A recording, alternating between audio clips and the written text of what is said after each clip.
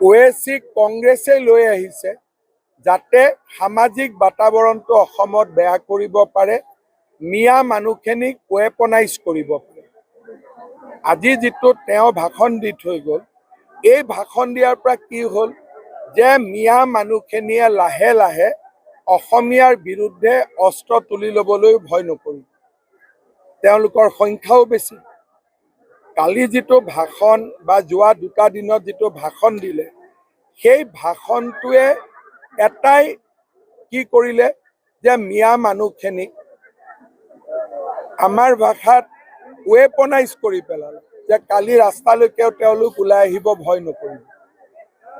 এতিয়া ইউনিছ তামুলী হওক, অমুক হওক, এইবিলাকক আজিলৈকে কোনেও গৰিহণা দিয়া নাই। কংগ্ৰেছে গৰিহণা দিয়া নাই, আমিতো সদায় গৰিহণা দি আছো। আজিলৈকে তেওঁ যিমান কথা কৈ ফুৰে, কংগ্ৰেছে কেতিয়াবা কৈছে নেকি তেওঁক গ্ৰেপ্তাৰ কৰিব লাগে? আজিওতো কংগ্ৰেছে কোৱা নাই যে ওএছিয়ে সাম্প্ৰদায়িক ভাষণ দি থৈ গ'ল, ওএছিক গ্ৰেপ্তাৰ কৰিব লাগে। কৈছে জানো ক'ৰবাত? কোৱাটো নাই।